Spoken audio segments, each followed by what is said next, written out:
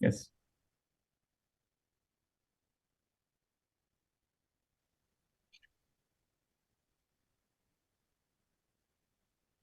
Curiosity is the compass that leads us to new discoveries, and research is the vessel that takes us on the journey.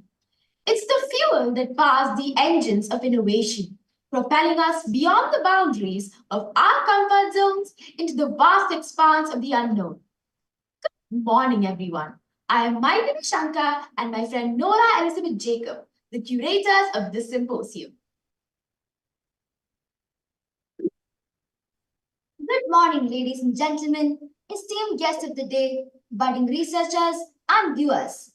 Today, we have convened for the Virtual Science Symposium, organized by the Global Young Researchers Academy, GYRA, and hosted by Rajagiri Public School, Kalamassery, Kochi, marking an occasion of intellectual exchange and collaboration.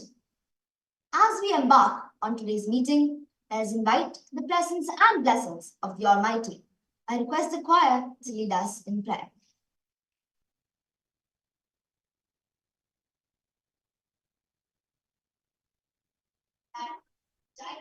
Bless the Lord, oh my soul, oh my soul. Worship His holy name. Sing like never before. Oh my soul, I worship your holy name. The sun comes up, it's a new day dawning. It's time to sing your song again. Whatever may pass and whatever lies before me, let me be singing when the evening comes. Bless the Lord, oh my soul, oh my soul. Worship His holy name. Sing like never before. Oh my soul, I worship your holy name. Now I invite Jo Mohan Manuran of Class 6C to welcome the gathering.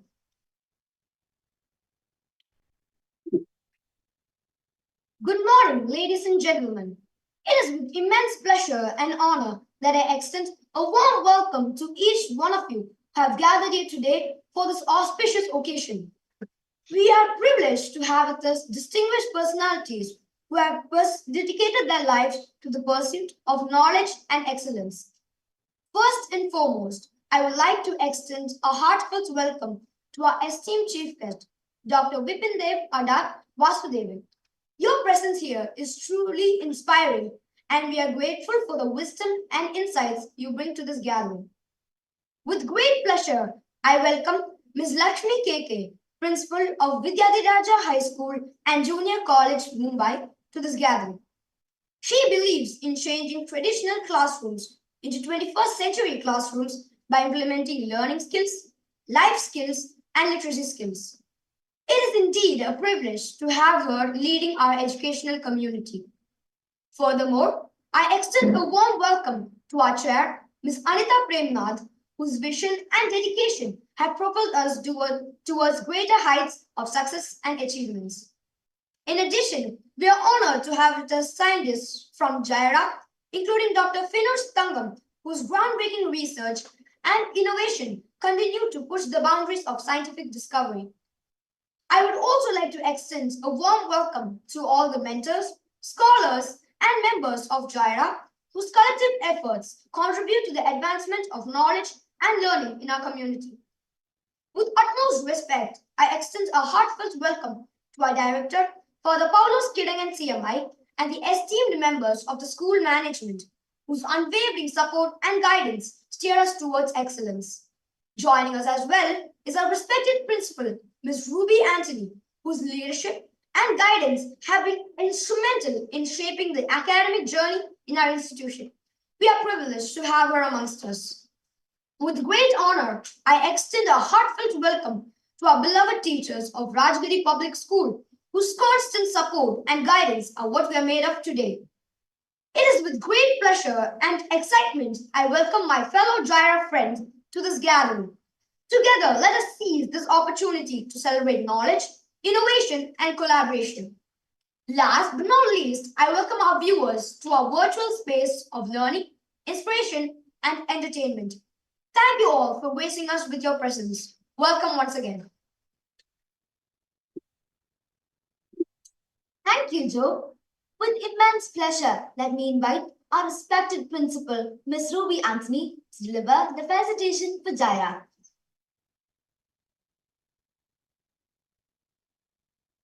Esteemed speaker, Dr. Vipindev, Dr. Finosh, distinguished members of GYRA and fellow seekers of knowledge. Today we assemble for the virtual symposium meticulously arranged by RAJAGIRI Public School, made possible through the invaluable collaboration with GYRA. At RAJAGIRI, our mission revolves around the holistic development of our students, and GYRA has been an indispensable partner in this noble pursuit. We are profoundly grateful to have GYRA by our side on our educational journey. Through a diverse array of research programs and conferences, our students have cultivated a profound interest in the domains of science and research. The endeavors of our students in their research pursuits have been truly remarkable. They have not only cultivated adept problem-solving abilities, but have also refined their scientific acumen.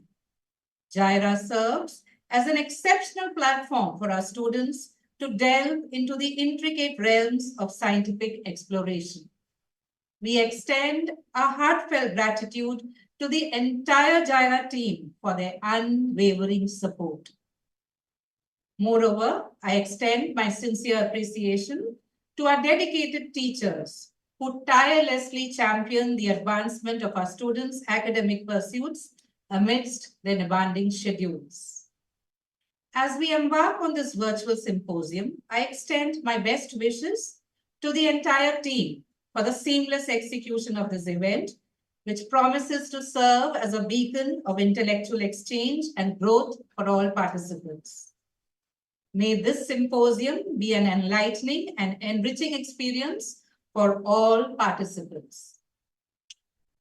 We are truly honored to have with us the principal of Vidyadhiraja High School and Junior College, Mumbai, Ms. Lakshmi, who has successfully completed the virtual symposium last month and has set a role model for us. I kindly request Ms. Lakshmi to come forward and accept a token of gratitude from RAJAGIRI Public School in the form of a virtual memento.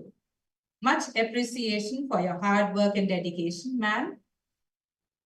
Thank you, ma'am, and thank you, GYRA.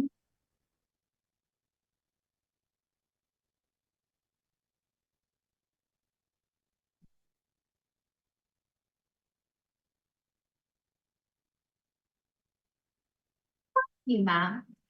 I deem it as an honor to introduce Ms. Anita Premnath as the chair of today's meeting. Ms. Anita Premnath is a senior biology teacher at RAJAGIRI Public School, Kalamassery. She has worked in various CBSE and international schools in India and abroad. She is passionate about imparting knowledge beyond the textbook content and is also interested in social work. She is part of many NGOs. She played an instrumental role in bringing the idea of GYRA to RAJAGIRI Public School, and she coordinates the GYRA activities in the school with the support of a dedicated team of teachers.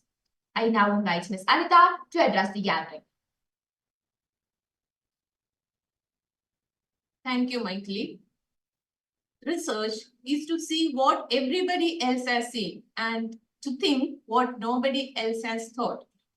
Distinguished guest speaker, Dr. Vipindev Adat Vasudevan, respected principal of Vidyadhiraja School, Mumbai, Ms. Lakshmi, other principals and educators, eminent scientists and other members of GYRA, respected director, Father Paulos Kirangan CMI, esteemed Principal Ms. Ruby Anthony, and other staff members of Rajagiri Public School, enthusiastic student scholars, and all the viewers. It gives me immense pleasure to participate in this virtual symposium, a gathering that brings together brilliant minds, curious learners, and passionate students. This has been made possible with the invaluable assistance of a select group of young scientists from Team GYRA. Our school's collaboration with GYRA began during the International Research Conference for Children in 2023. Since then, they have been guiding us through various scientific endeavors, including research activities. We extend our heartfelt appreciation to the entire GYRA team and for granting us the opportunity to host this virtual symposium. We express our sincere gratitude to GYRA. Today's symposium will ensure 2 sessions. The first session will showcase a presentation by the distinguished scientist Dr. Vipindev Adat Vasudevan, Postdoctoral Associate, Massachusetts Institute of Technology, USA. Following this, our students will lead the second session where they will present their ongoing research findings. It's worth noting that their research journey began only a few months ago, yet they approached it with unwavering enthusiasm. Our budding scientists will proudly showcase their work before you. After each session, there will be an interactive segment where the audience can post their inquiries via chat feature. These questions will be addressed by the respective presenters. May this session be fruitful and enriching for all the participants. Thank you.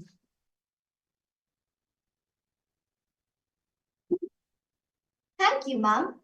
I'm extremely delighted to introduce the co-chair of the meeting, Dr. Finosh Thankam, to the audience.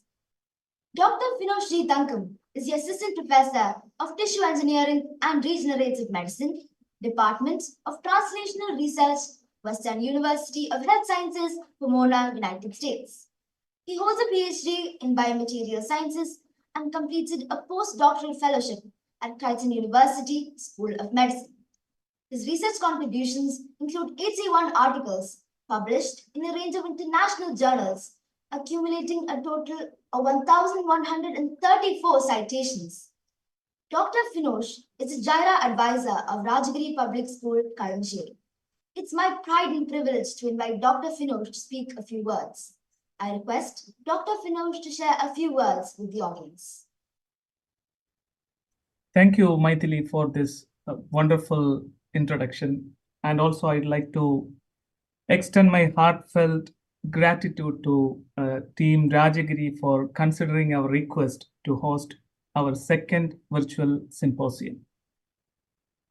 We, a group of scientists, engineers, and educational professionals, established an organization named Global Young Researchers Academy, or GYRA, with an aim to foster the research aptitude and scientific temper among school kids. Our goal is to increase, or is to double the pool of global scientists or global researchers in next 50 years. That's why we all joined together in an organizational setup to promote this mission. What we do, we train school kids with gold standard research methodology, which is being practiced in the reputed research universities within India and across the globe. Our goal is to train our kids with scientific research methodology. We train them how to do research following a scientific procedure. Before the concept of GYRA was established, we have done a lot of homework with several schools, non-profit organizations, neighborhood units across the globe within India and other parts of the world. In fact, Rajagiri Public School is the first school to reach out to us. We have been reaching out to hundreds of schools. I think it is more than 500 schools we have been reaching out. Rajagiri Public School is the first school to reach out GYRA. So it will not be an exaggeration when I say that Rajagiri Public School is one of the best schools which Team GYRA has ever worked with. And we are truly inspired by their strong passion to create best global citizens. Once again, from my team GYRA, I would like to extend my heartfelt gratitude and our sincere love to the vibrant teachers and student community and management of Rajagiri Public School to host this event. As Anita ma'am was mentioning, this is a virtual platform. We may encounter some technical glitches. If any technical errors happen, please be patient. We will come back within 3 to 5 minutes. You can use the same link to join back if any such situation occurs. And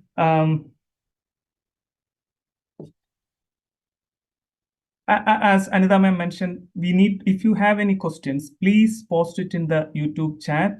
Our volunteers will be posting those questions to the speaker.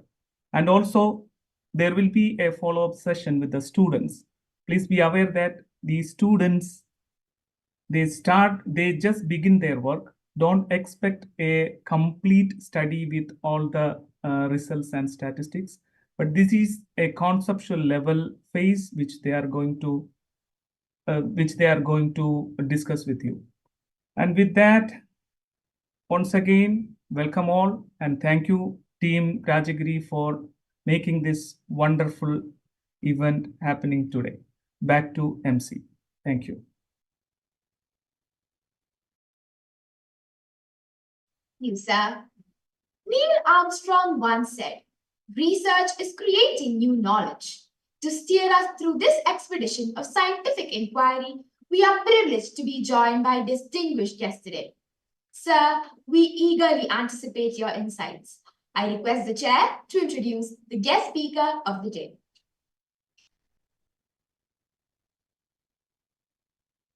It's my privilege and honor to extend a warm welcome to the guest speaker of the day, Dr. Vipindev Adat Vasudevan.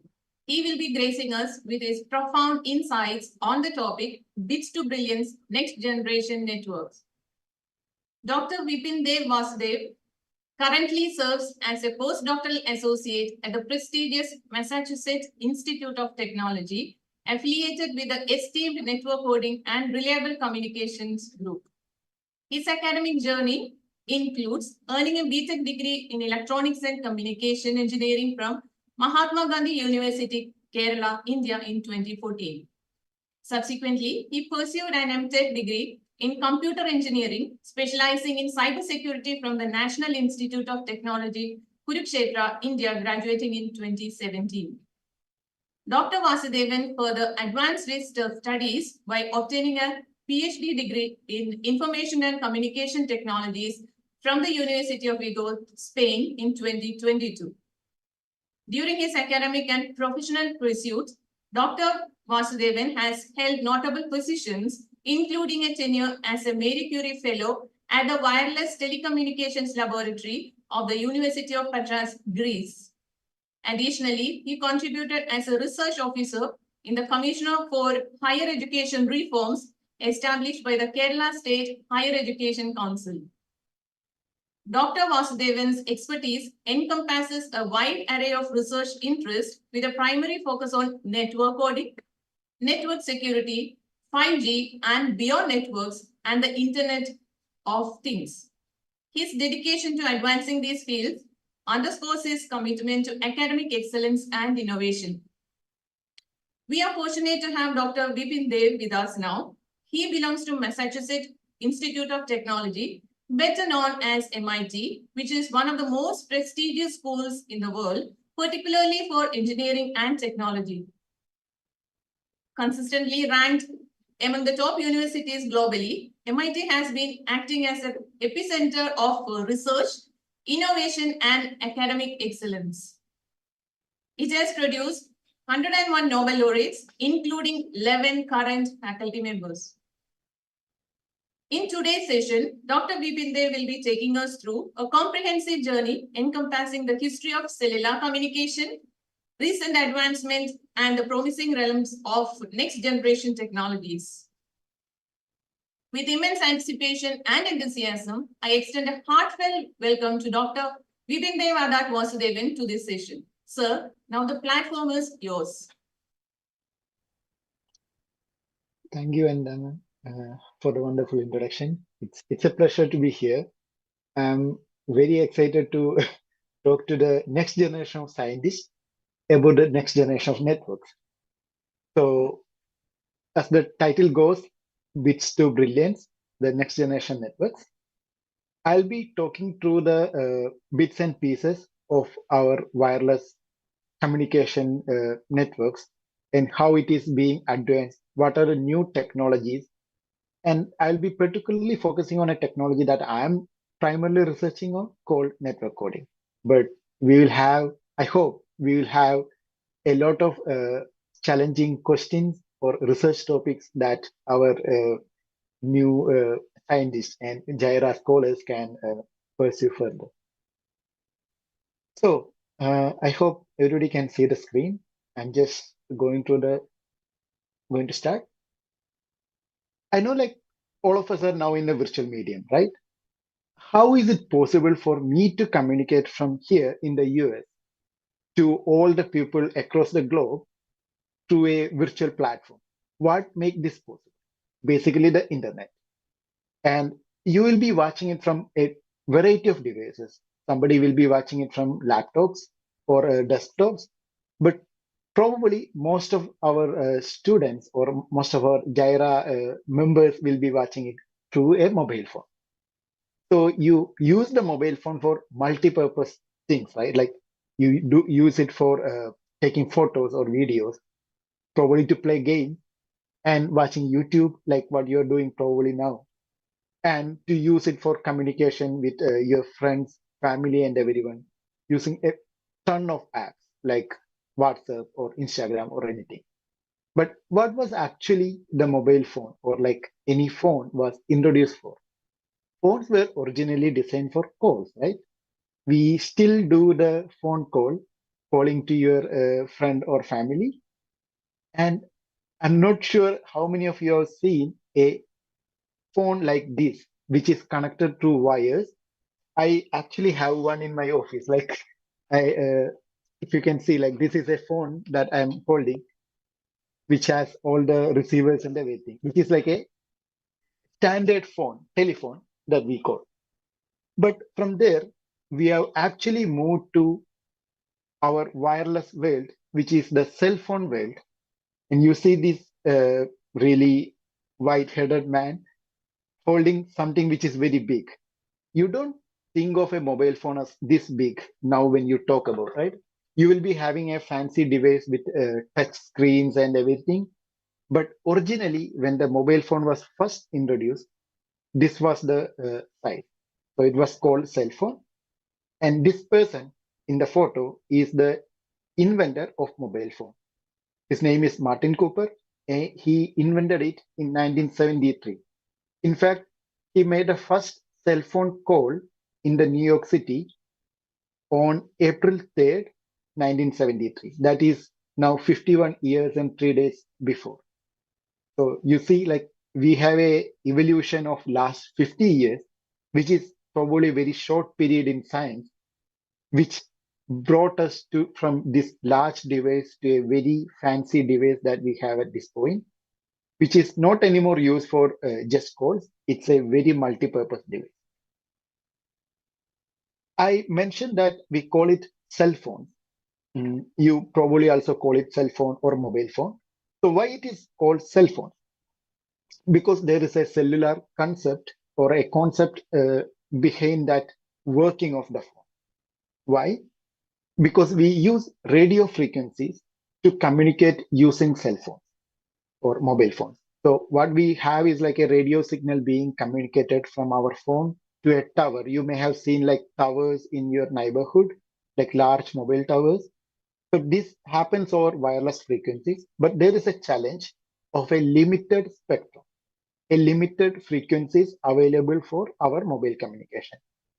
And to operate with this limited spectrum or limited number of frequencies, we need to have towers of very high power transmission that has to provide good coverage, but it is still impossible to reach all the area. For example, a tower in New York City in that time, like when mobile phone was introduced, could only cover 12 calls per 1,000 square miles.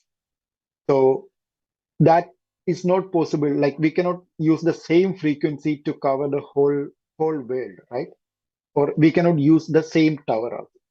So what we need is to divide the area or divide the whole geographical area to different cells or different small units and provide a single tower to each unit. So when we divide this area, we could do it in multiple ways. Like we can use a circle level circle type cell or square or triangle or hexagon.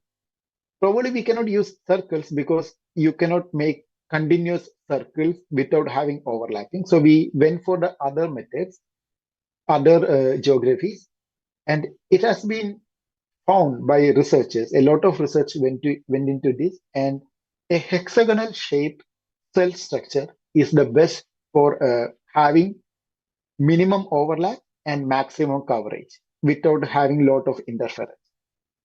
So it has many other advantages also. I'm not going to that details, but this was a initial research in the world of wireless communication, which formed the concept of cells, which then lead to the idea of cellular phones or the cell phone.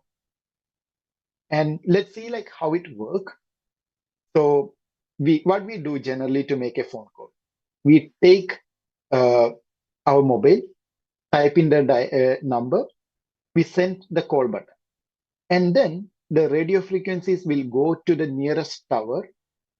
And from that tower, it will also have a associated like a small computer which has information about where you, which can decode or like, which can find the information about where you are calling, to whom you are calling. And it have this kind of a switching mechanism. It will switch to the larger network, which consists of many such towers like the nearby cells and everything. So it goes to this larger network and find which tower is your destination. So it then switches to that tower's switch, and from there you reach your destination person. So now you have a connection between you, the caller, to the destination, the receiver. So they will get the ring, they will answer, and then you start talking to each other. This is how generally or like the basic communication system of working for mobile phone. And now let's give them like a bit more technical names. I don't want to call them like tower and just networks or everything. So this is the same structure. We have the mobile phone here. It connects to the tower, and the tower, technically we call it base transceiver station, BTS, or generally base station. So that's what we call the tower, which will connect to the larger switching device, a mobile telecommunication switching office, or it's also called mobile switching center, MSC. And as I was mentioning, we still use telephone. So for telephones, it gets connected to public telecommunication switching network, PTSN, and from there it goes to the telephone, the landline. But we most focus on a mobile world. So in the mobile world, it connects to a mobile core network. There could be multiple core networks.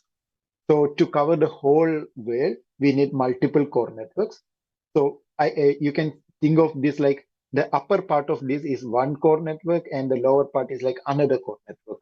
But generally, it's like network of mobile core networks on that side, on this side.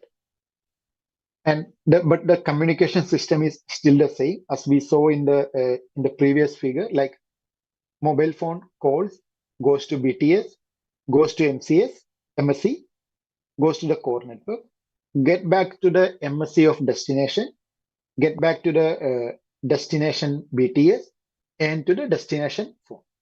And also phones, we generally call it edge devices because it is not only phones now, right? Because we have more devices like your smartwatch or a autonomous car or like a digitally connected car with GPS and everything.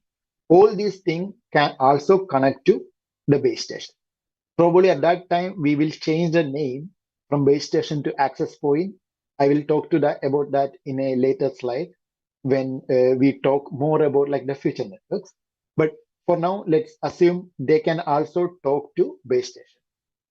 So this is the new world where the communication is not only with mobile phones, but with a large number of devices.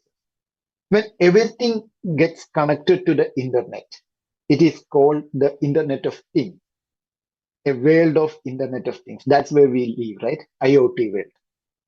So we have this kind of a network now.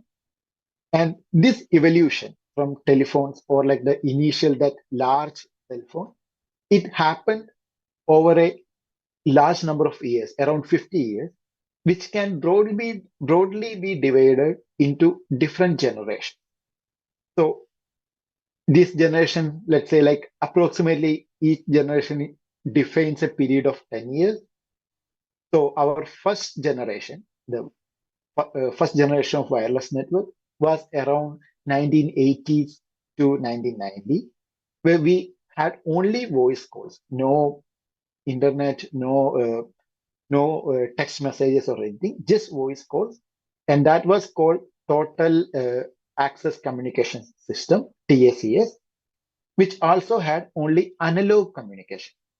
Analog communication means the signals are analog. So they are like continuous signals for like multiple waves kind of thing. So all this, it's completely analog and like, analog signals. But then 2G or the second generation, which was probably around 91 to 2000. These years are not exact, but this is the range that we can generally talk about.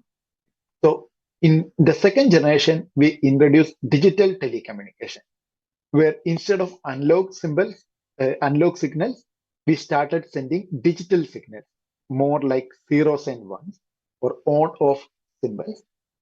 That made a huge change. So these zeros or ones or the digital communication building blocks are called bits. So this was a big change and it made the communication gradually gets much better. So this bits is the bits in my title. You see like where the title is coming from, bits to this brilliance that we are seeing now. So digital communication happened in 2G, which allowed also text messages.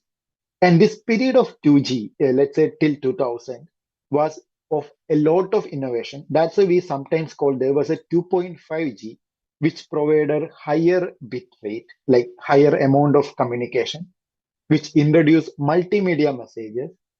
You know, like our phones with cameras initially got introduced that period of 2.5G.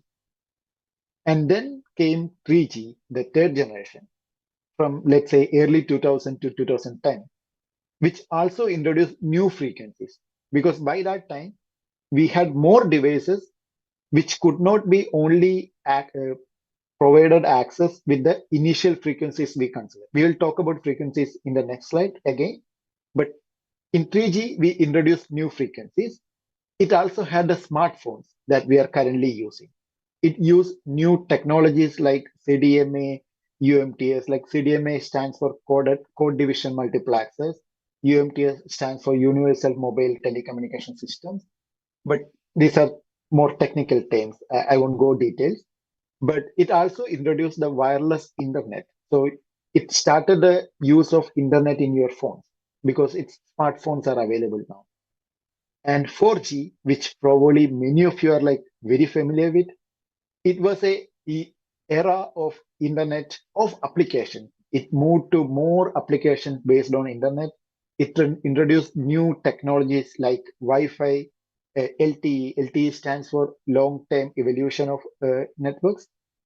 So all these new terms came into picture in 4G. And there is a magic word there. So the magic does not just stand for something, like it's about like few different major important areas that 4G supported, called the mobile multimedia, anytime anywhere access, that stands for the A, and global mobile support for G, integrated wireless solutions from I, and the customized personal services that were provided through the cell phones for the C in the end. So 4G was a real period of change, but we don't stop there, because much bigger changes happened in the 5G, which is the current era from like early 2020s. 5G introduced a big shift in the way we think of cellular networks or the mobile networks. Because from 1G to 4G, we were gradually improving the quality, but more focus was on increasing the data rate, how much data we can send through the wireless communication. So to give a basic example, you may be like, many of you will be familiar that there is like different data rates. You get like 1 GB per second or 2 MB per second, 20 megabits per second. So all these numbers relate to the bits that I was telling that form the base of digital telecommunication. So how many bits you can send? So in the 2G, you were able to send only around 64 kilobits per second. But in 4G, by 4G, we were already able to send more than 2 MB per second, 2 megabits per second. But in 5G, there was a change that like we don't only think about bits now, or we don't only think about the increment of bits. The increment of bits or like increment of speed is still considered in one use cases called EMBB, the enhanced mobile broadband, which still think of higher data rate. But in 5G, we introduced two more use cases. One is MMTC, massive machine type communication, to cater for the Internet of Things, like large number of devices getting connected. And URLLC stands for ultra reliable low latency communication. That is for very critical communication. It also introduced new waves called millimeter waves, that is coming for a new frequency, and some other concepts like small cells and everything. So I talked about frequencies here a bit too much. I just want to give you that idea what these frequencies look like. So in 1G, we use like very low frequencies, like 400 megahertz to 900 megahertz, the yellow ones. And in 2G, we introduce a bit more frequency, a higher frequency called 1.8 megahertz, but it is still, all these are in a very low frequency zone. 2G and 3G were in that range, but then 4G introduced few more bands in that same region. But in 5G, we started to introduce a new frequency band. So the FR1 stands for the first frequency band, which is up to 7 gigahertz of frequency. But FR2 stands for a higher frequency band, which is from 24 gigahertz to 71 gigahertz. It's a much higher frequency. A higher frequency means it can also support higher data rate, higher communication efficiency. So this second set of frequency were also introduced in 5G. And you can see that like these frequencies also refer to some wavelength. And the FR2 wavelengths generally are in the range of millimeters. So 1 millimeter to 10 millimeters. That's why they are called millimeter waves. So millimeter waves become like a big thing in the 5G era. Even in 6G, obviously, because after 5G, there will be a 6G, right? So in the next generation, we will be thinking of a few more frequencies. There are discussions with different standardization bodies who decide which frequency to use, also with governments and everyone, to increase few more frequencies, which will be even higher. We are still discussing that part of the spectrum to be used for mobile communication. But this is a broader idea of frequency band we use in communication. So all these were about like how we are evolving and all, and what will be our future network look like. So this is a sneak peek into how the future network will look like. It will be a long, not a long, like it's a very huge change probably, because we will have large number of devices, not only like our mobile phones, but our smartwatches, smart devices, probably some of our road things like the road traffic system, vehicles, all these different set of devices will be connected to the mobile network. And that connection will not be happening only through the base stations, the big towers that we see. It might happen through Wi-Fi. It might happen through a small cell or like a small base station that can be fit to anything on the road, right? For example, like to a lamp post. You can see this lamp post connected to a small base station. It can be connected to a mobile unit. For example, to a bus, there can be a access point, like a hotspot, how we put our mobile phones to hotspot. There can be a small cell hotspot put to a bus that is moving so that like everybody inside that bus can access. And all this will go through like more larger clouds of core networks and more wider internet connectivity. It will have a higher computational power. It will have larger databases, larger processing units. So a big system that we call the core network. Now it will be like a big cloud core network. So this is like the future of our communication network, and there are a lot of research opportunities there. I will talk about few such opportunities. So we have the first one, let's say like cell-free network, because as I said, like now we will not be having only the towers, we will be having much more devices, much more access points that provide you service, including Wi-Fi, different towers, different types of towers. And now a phone can also connect to multiple of these access points. That is called cell-free network, which will be a huge part of the 6G. It will also have AML, like the artificial intelligence and machine learning. You will see a lot of applications of this in the 6G world, in the future communication technologies. There is another concept called large number of antennas on the same access point or the same base station. It is called massive machine, multi-input, multi-output, massive MIMO, we call it. It is like a set of antennas fixed to one access point, providing service to the large number of devices. Because we discussed, like we will have not only phones, but a large number of different type of devices.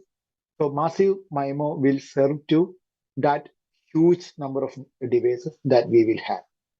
And then we will also have like few new applications, like the augmented reality, the virtual reality kind of application, telehealth or remote monitoring services, remote health opportunities, and automated vehicles. These are few interesting applications. There are many more like robotics, tactile internet. There are like a large number of applications that can be used in the next generation technology.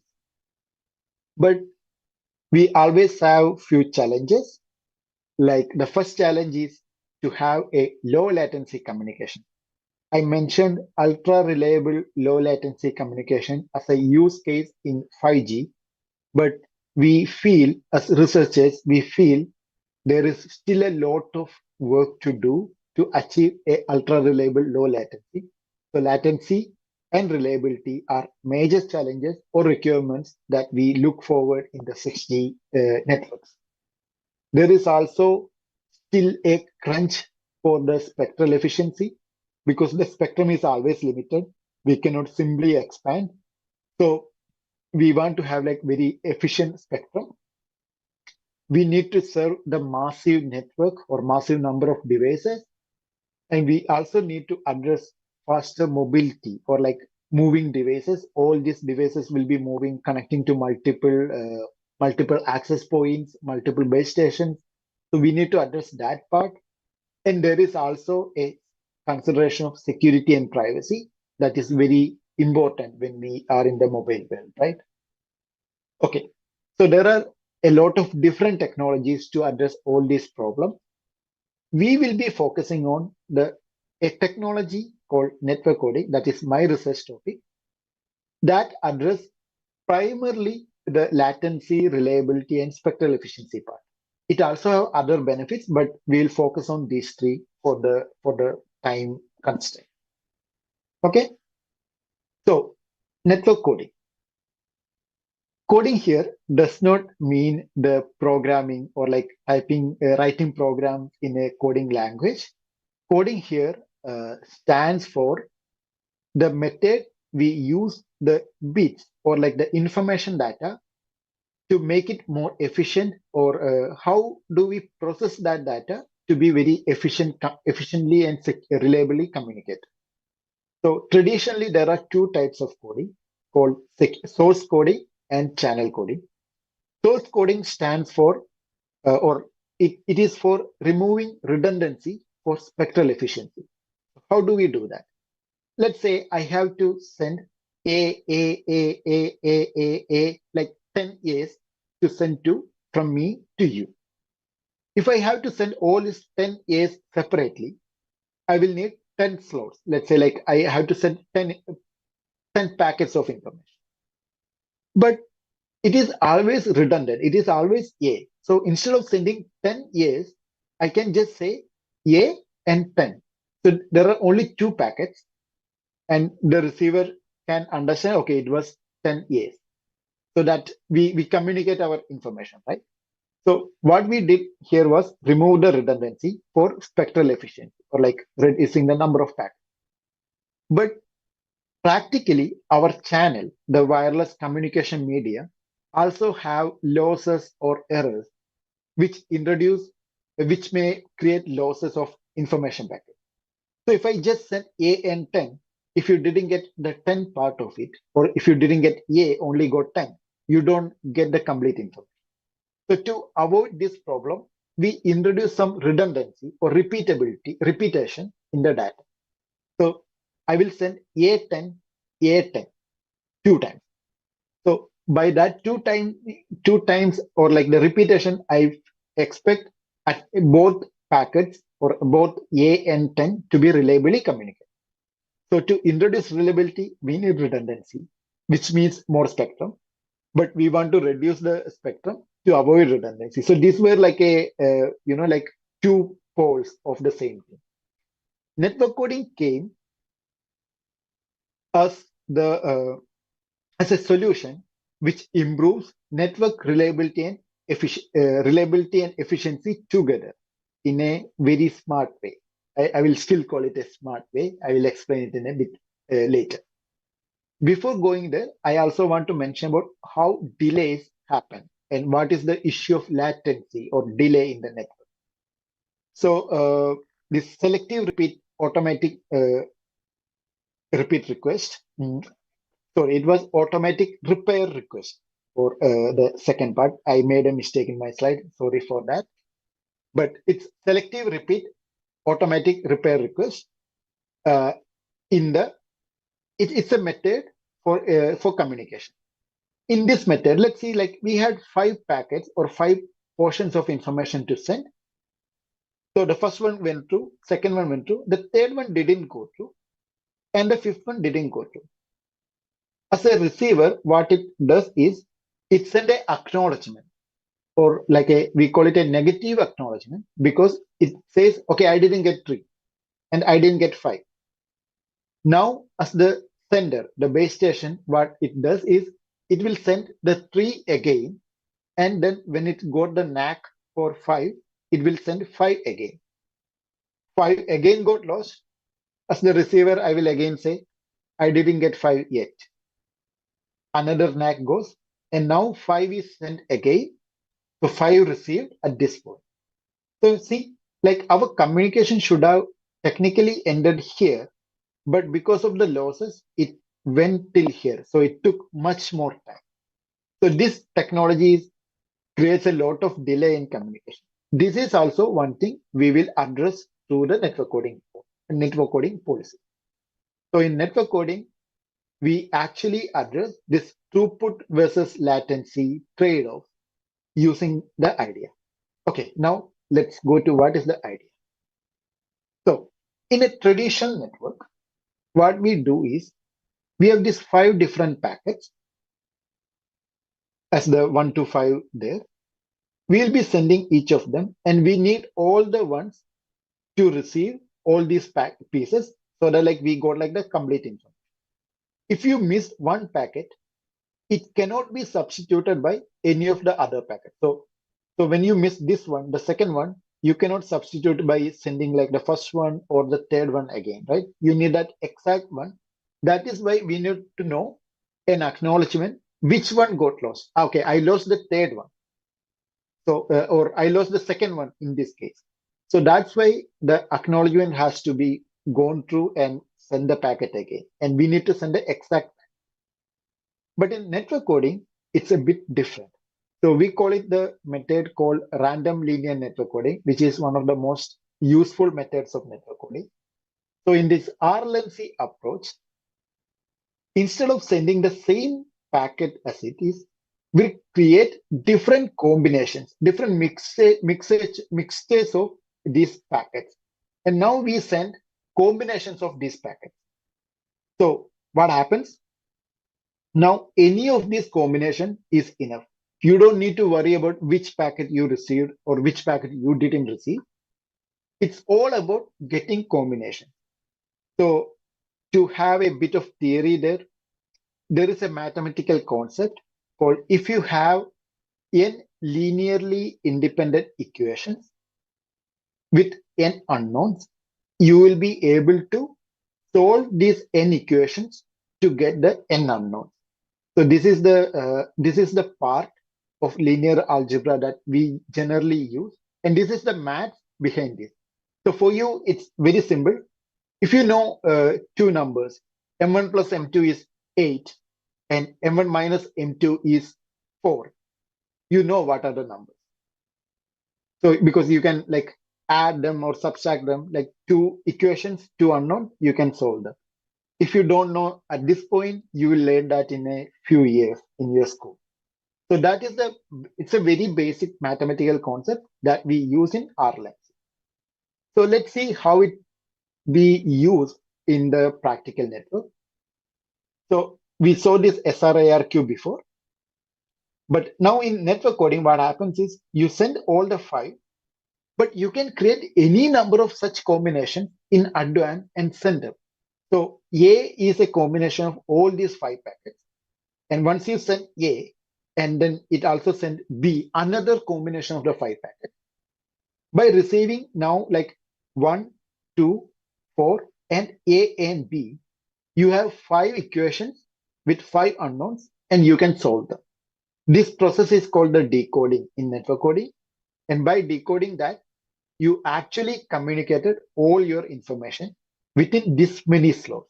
See, you had to go till here in the SRARQ, but now you are able to do it much quicker, reducing your delay, also maintaining a reliable communication link. So this is the 2 parts of delay or like the latency and reliability using network coding. I will go for one more example which talks about the spectral efficiency. So let's consider like there is a traditional network, traditional mechanism. We have 2 messages M1 and M2 to send to F and G, the destination nodes. So A sent M1 to B, M2 to C. B can now forward it to F and D, the message M1. F already got M1. C can send M2 to D, and G got M2. But still G misses M1, F misses M2. And D has got both information. But D can only send them one by one. So it has to first send M1 and then send M2, so that E can now send M2 to F and M1 to G. So by now we have got M1 and M2 at F and G. But what happened here was you had to send two transmissions here in the middle node, right? So it means like more spectral time that you had to send. Now, how network coding can change here, or how network coding can improve this technology. So we got M1 and M2 here. Why don't we create a mix of it? Let's say we created M1 plus M2. So now D has to send only one message called M, which is M1 plus M2 to E.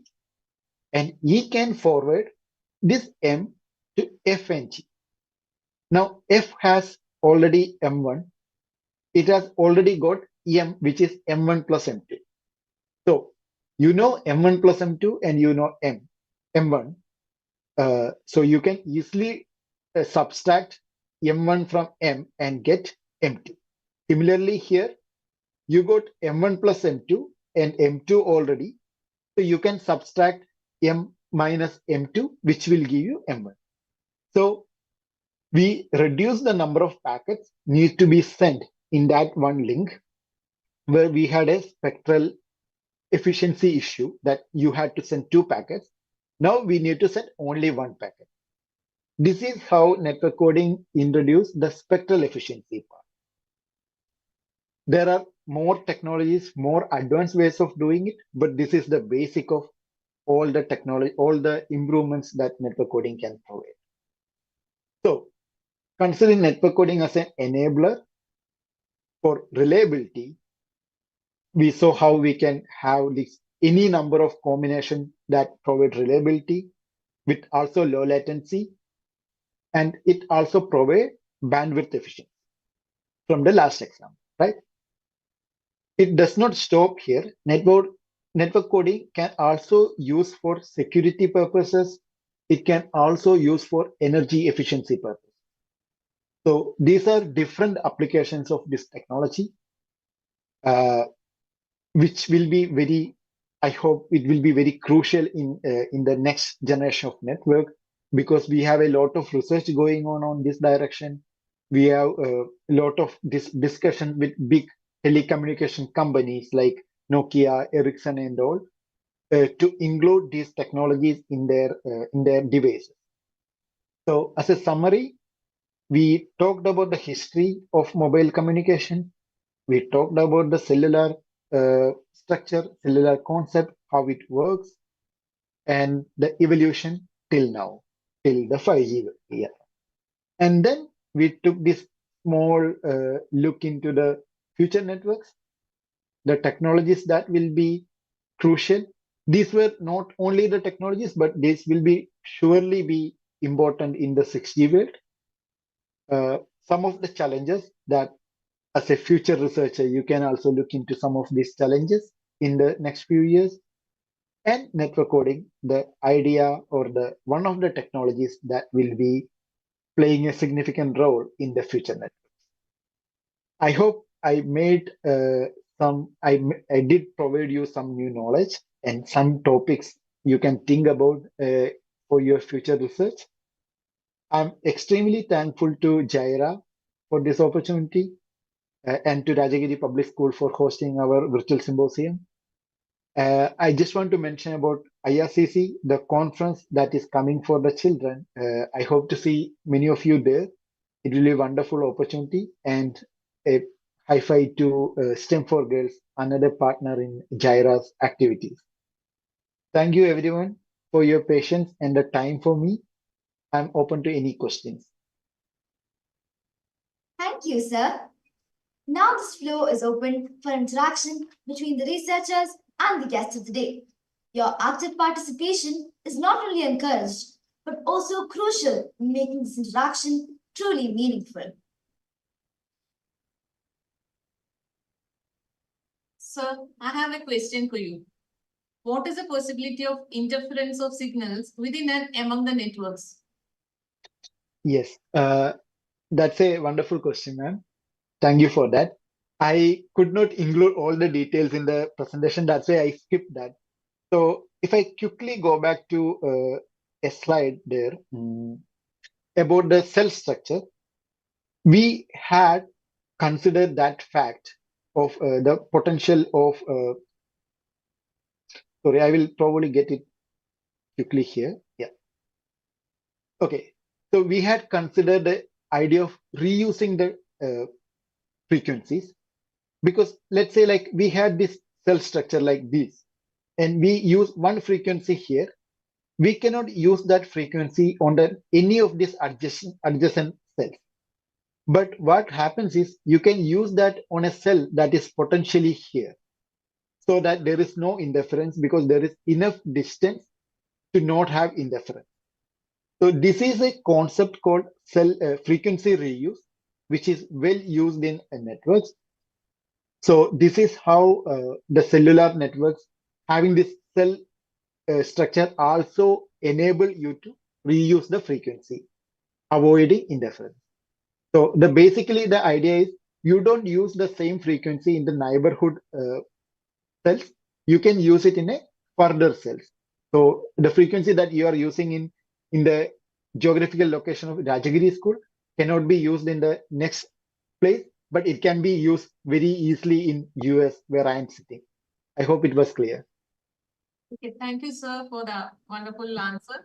I have one more question for you. What are the challenges of these networks in biosphere? Sorry, in the biosphere. biosphere. In the biological system, basically. Oh, in the biological. Okay, so how these applications in the biological thing? Yes, there was a few discussion about having higher frequencies being used, because some of these frequencies probably have a impact on the living organisms. But till now, there has no study which showed a real impact. There were some discussions Higher of that direction. That is why in the 6G level, when we want to introduce new frequencies, there will be a lot of studies going on with the standardization bodies. For example, the FCC is called in a federal federal center for the communications. I think it was the right name, but FCC in the US. Similarly, India, there are like we have TRI and other similar institutions which will evaluate the use of different frequencies. For now, we don't have any significant study showing a negative impact. And another thing, frequency. I briefly mentioned about network coding giving a energy efficient communication. If your power of your mobile phone or power of these signals are reduced to minimum, that is still safe to be used. So that power of a cell phone and or the signal is also important. Mobile companies and providers take these parts into account so that it does not affect our living organism.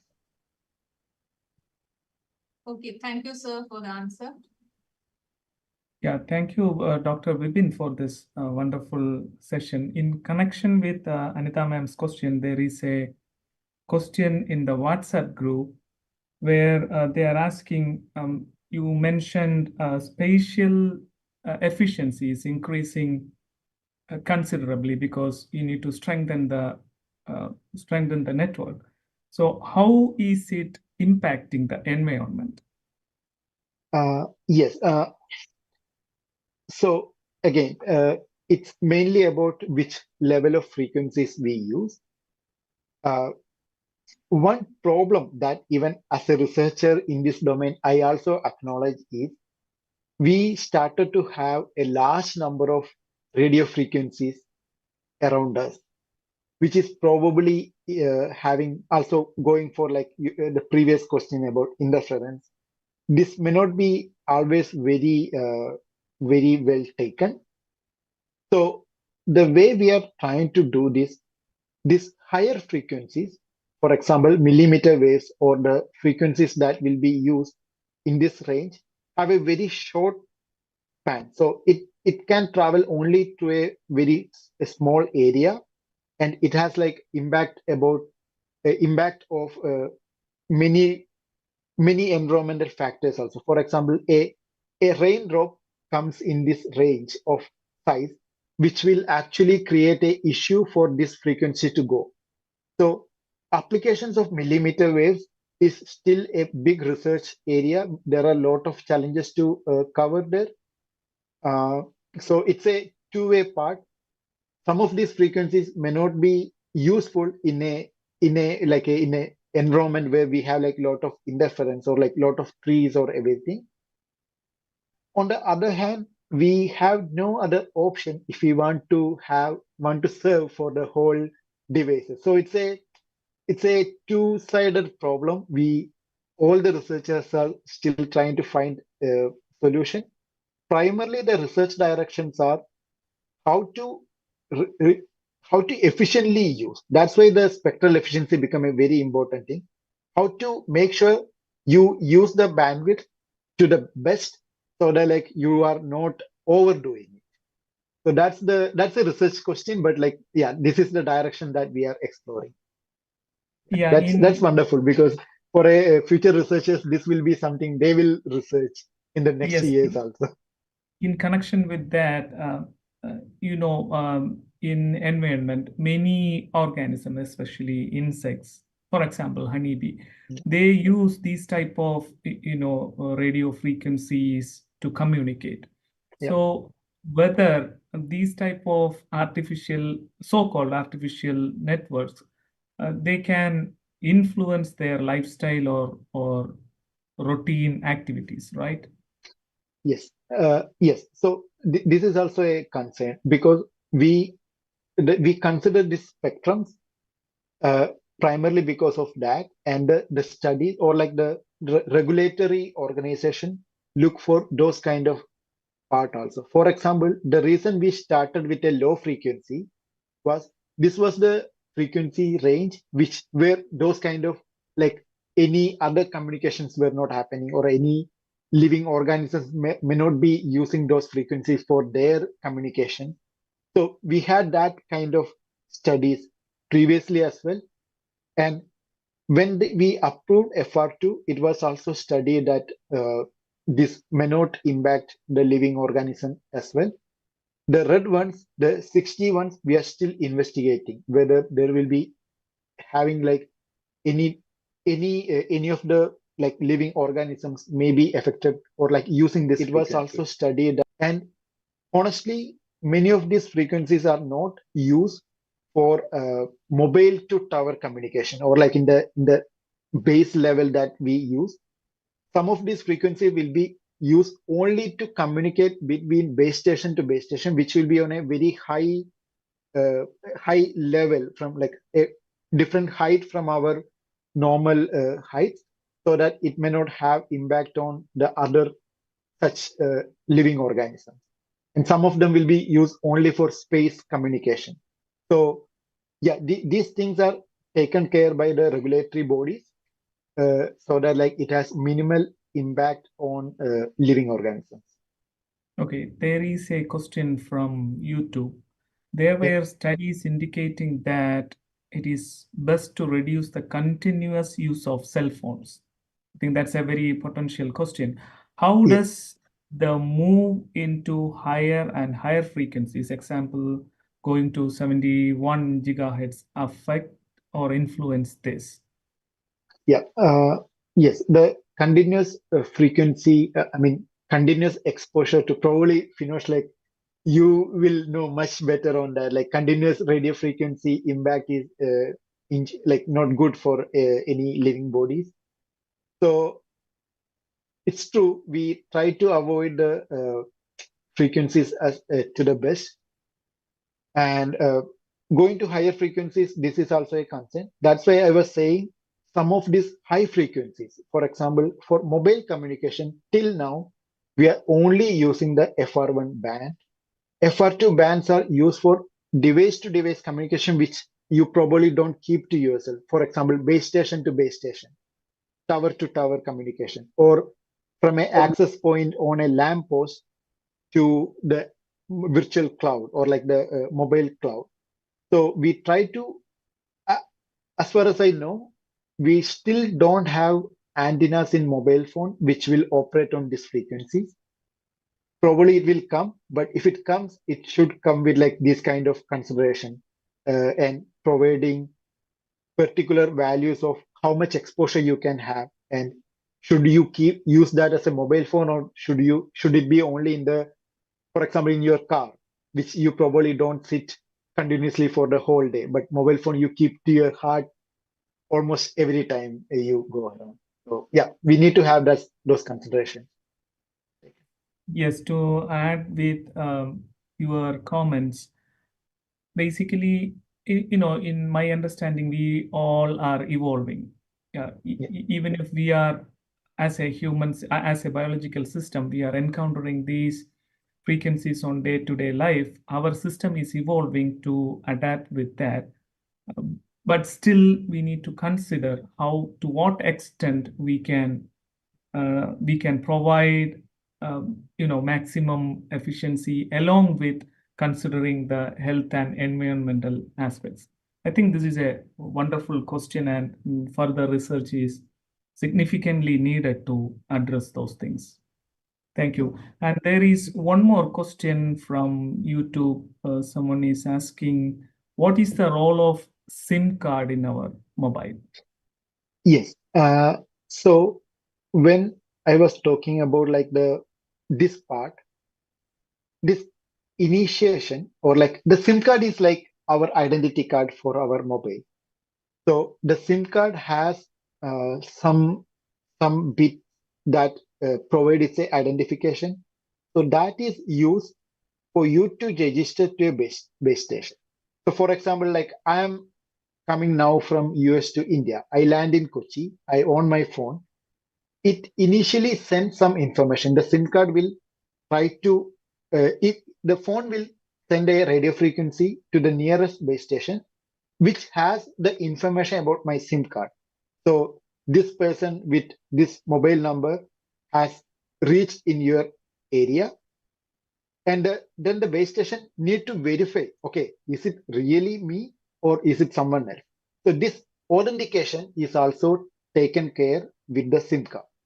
So SIM card acts as our identification card, which any base station in the world can identify this particular cell phone.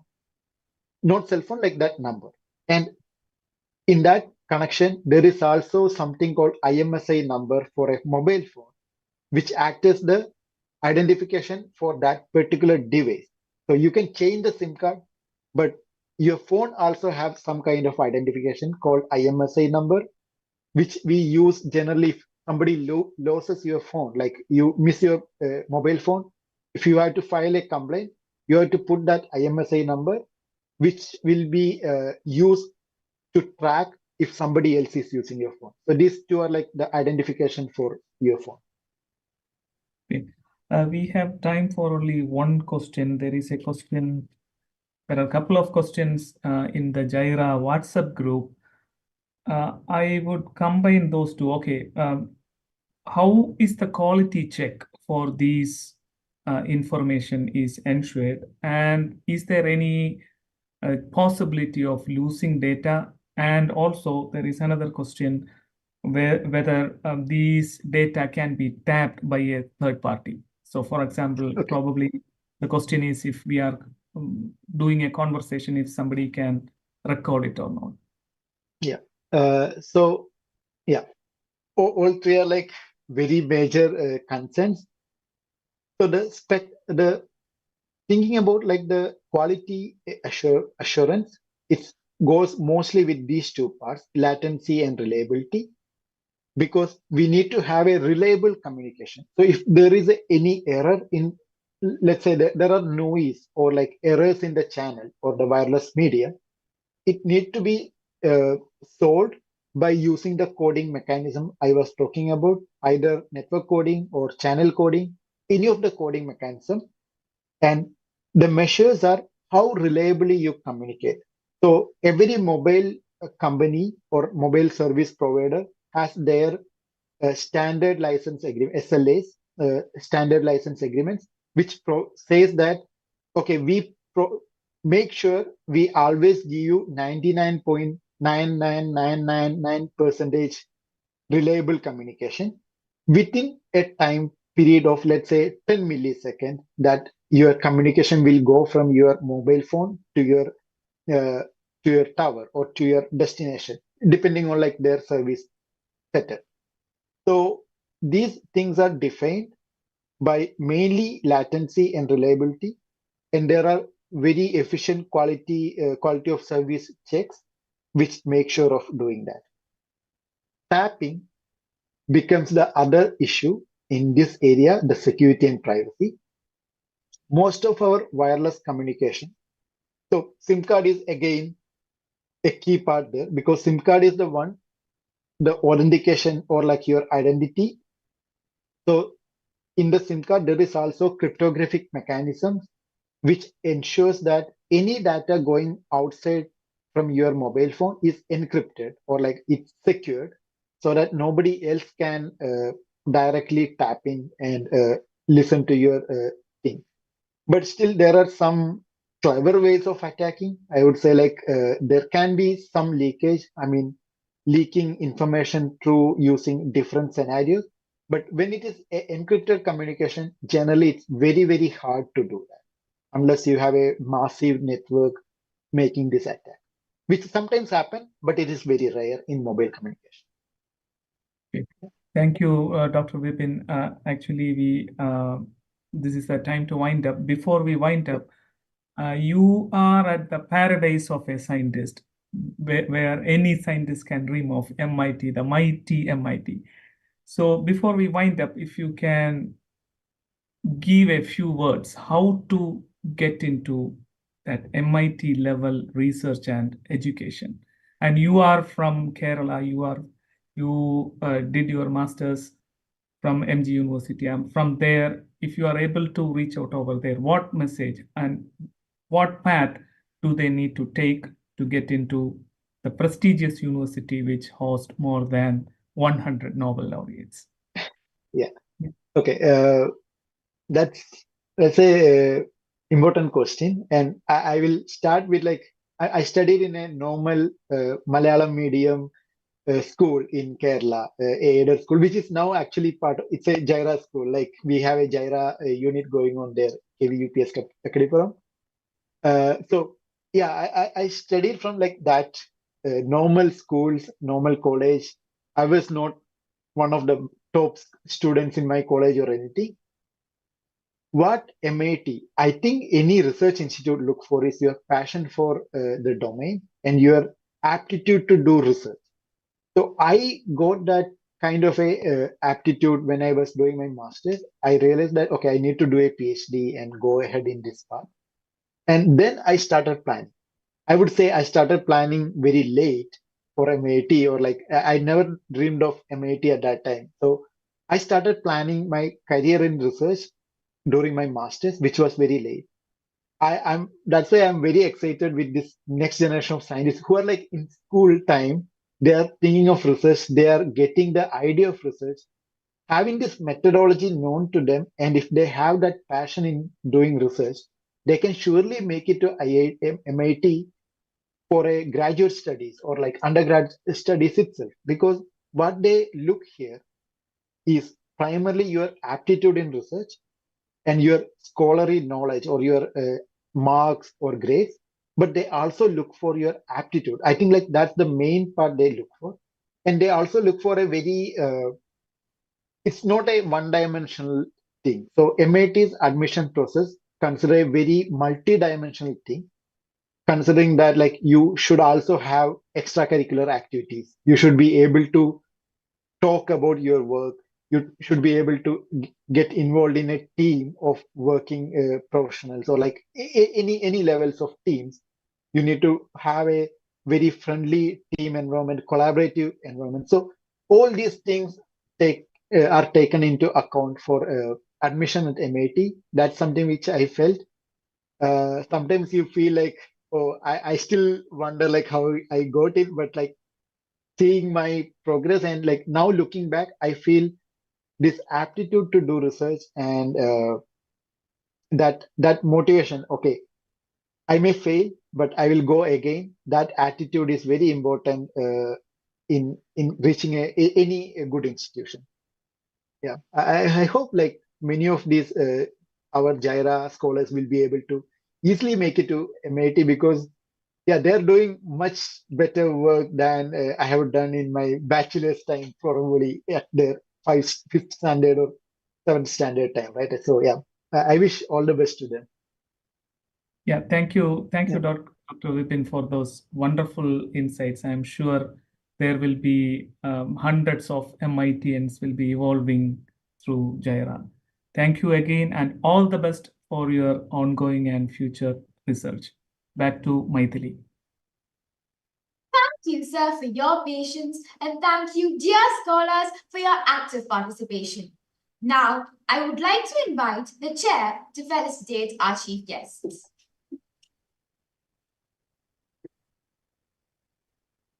Thank you immensely, Dr. Vipindev, Adat, Vasudev, for imparting your insights on next generation networks. Your passion and expertise are truly commendable, and we eagerly anticipate staying connected with you to further an educational journey of our students. Now, I kindly request our esteemed principal, Mrs. Ruby Anthony, to graciously come forward and present a token of appreciation to our esteemed guest speaker.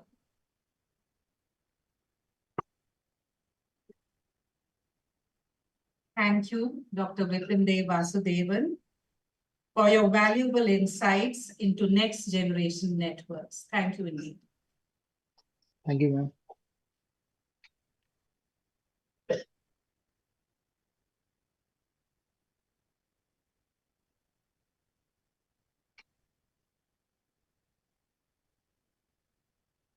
You, ma'am.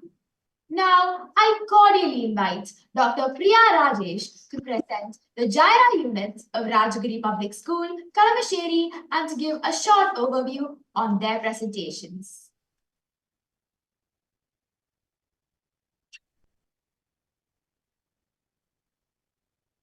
Good afternoon, everyone.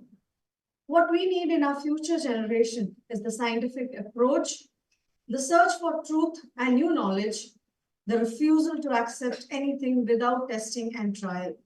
Here at Rajagiri Public School, many of our GYRA units are working towards their curiosity. They have the enthusiastic support of Dr. Finosh and our teachers. Today, on this occasion, 3 of our teams have got this incredible opportunity to present their work. Please note that they are still at their initial stage and developing their concept. So they are still at the concept level. With pleasure, I introduce the first unit, Team Bioanalysis. Their topic is Effect of Sound Vibrations on Vigna Radiata. They aim to study the negative effects of noise pollution and the positive impact of sound vibrations on plants. The team members are Arnav Gupta, Ryan Sebastian, Abel Xavier, George Ginip, Niranjan S., John Joby, Ishan Millen, Anna Tom, and Gianna Bridget Jo. I now hand over the stage to the unit.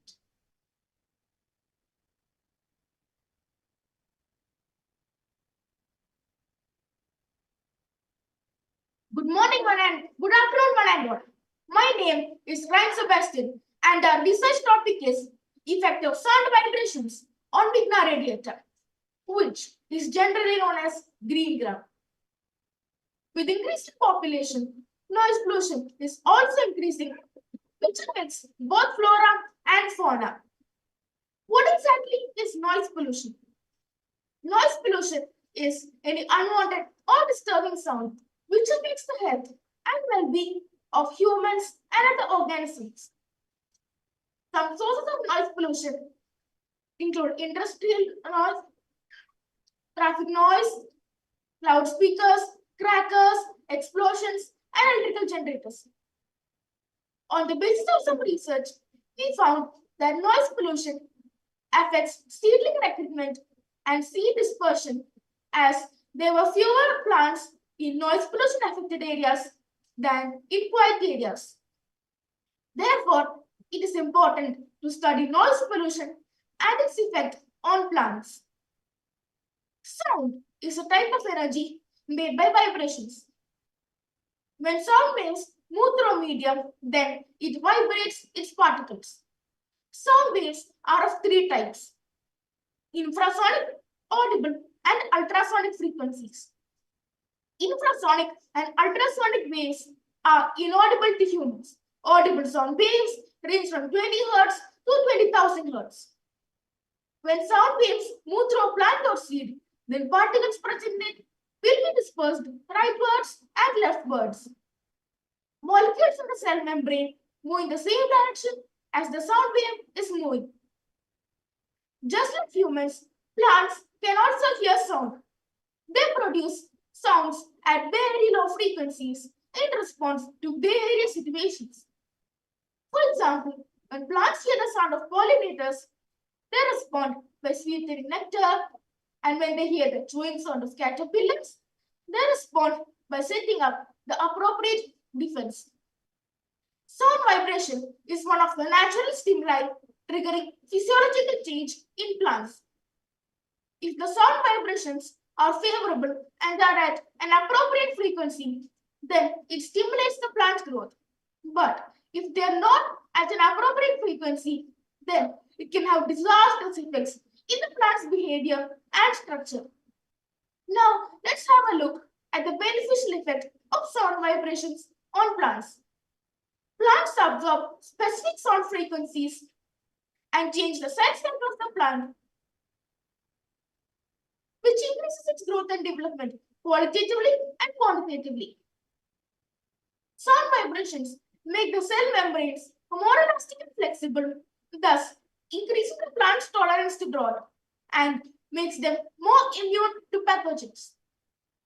Green gram is a legume which has a high concentration of various nutrients, and so we chose this as an experiment plant.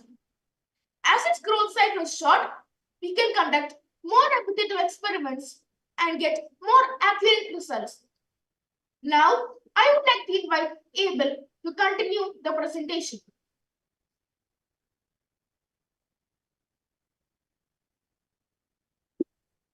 Thank you, Ryan. Our problem statement is formulated on our best background research. It states, understanding the effects of noise pollution and sound vibration on seed germination and plant growth of Vigna radiata. There are many objectives to achieve with our study. Some of them are finding the appropriate frequency for increased produce, measuring seed germination time, etc. Our experiment will be conducted in 3 soundproof environmental chambers, that is, the Biotanica. Then we will place the soaked green gram seeds inside and ambient conditions will be maintained. We will measure and record the plant's growth every single day. Possible errors may happen if we read the scale incorrectly or our measuring instrument is not working properly. In that case, we will review each step of the procedure to find the source of the error. This is the blueprint of the Biotanica. It is a glass box with a sandwich combination of plexiglass and toughened or tempered glass. The Biotanica has many sensors such as a sound decibel meter, a time-lapse camera, and a digital seismograph. These devices' data is stored. The Biotanica sound generator is connected to a computer and produces artificial noise pollution. The Biotanica also has a tap for irrigation. We have soaked 10 seeds for initial testing. The time needed for soaking was 10 hours and the time needed for germination was 24 hours. Each seed measures approximately 5 millimeters. Now I invite Arnav to continue the presentation. Thank you, Abel. We have taken the weight of the dry and soaked seeds to find the water holding capacity, and we have also taken the average and standard deviation of both. This is a graph which shows the weight of dry and soaked seeds. A significant increase has been shown, which shows that the green gram seeds absorb lots of moisture. These are the plants which we grew for initial testing. This is a box plot graph which represents the plant growth.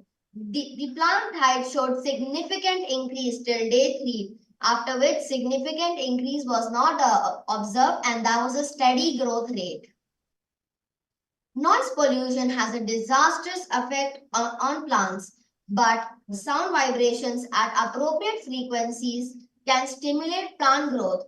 So we can expect that the germination period, plant growth, and the quality of green gram might be improved when we expose it to sound when we expose it to audible sound frequencies.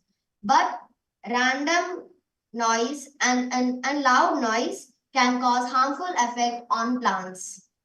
Here are some of the references.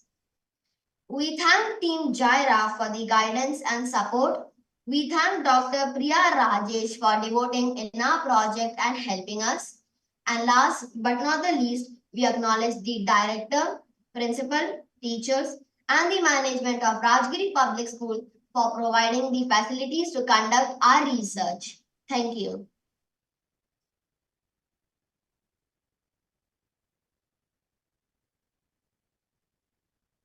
Now the team will be ready to answer your questions. Hi, can I ask one question quickly? So, Yes, you can ask many questions. Okay, so wonderful presentation. It's very interesting you thought of this research program. I actually really like the way you took green gram because it has a quick production time and like you can repeat that experience. I really like that part. But I'm curious, how did you end up studying the sound effect on plant? I can think of climate effect or like the other type of pollution, but how did you thought of sound as the impact thing here? We were inspired by a study in a magazine which said that tomato plants could communicate with each other by using sound vibrations and sound. Okay.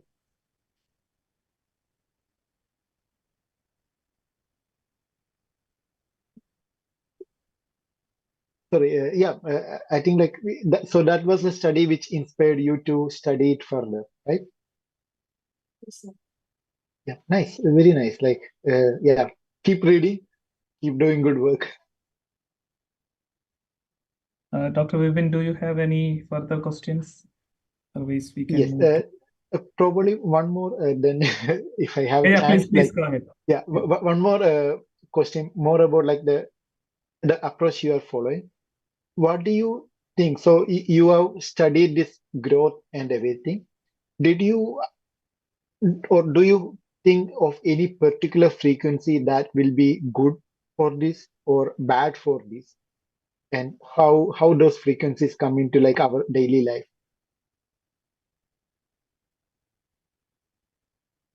Thank you for the question. We haven't decided the frequency we should use. Okay. As this is still our initial stage. Okay, yeah, sure. But really, that will be something that you have the next step, right? To find a frequency that will be used. Okay, good.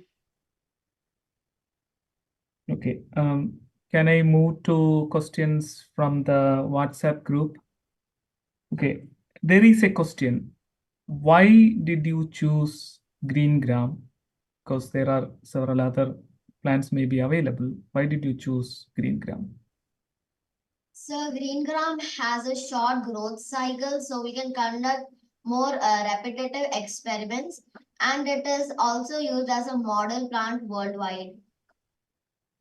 Okay, so basically, to add on to that question, they are using green gram as a model. So the information, the data which they gather from this study can be extrapolated to other plants as well.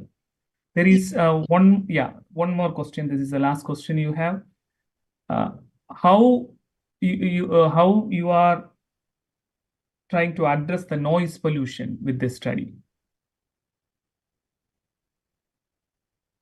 I hope you mentioned noise pollution is one of your consideration, right? I think this question came from there. So thank you for the question. Noise pollution is a vibration that is above 80 decibels. And noise pollutions can have very bad and terrible effects on the Vigna radiata plant or the green gram. So, adequate frequencies at the right time are necessary for the right plant growth of the Vigna radiata. Yes, yeah, I can add one more comment on that. Thank you for that wonderful answer. Actually, this sound vibration, I mean the noise pollution, it can significantly affect the plant growth. So the study will be emphasizing more towards how the plants are tolerating these type of pollutions. That's why they are setting up that Biotanica instrument, and hopefully we will have some good news maybe in the next IRCC or virtual symposium. Okay.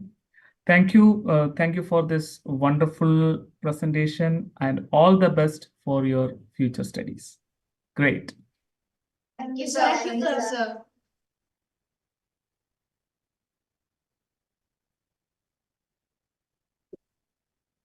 Good afternoon, one and all.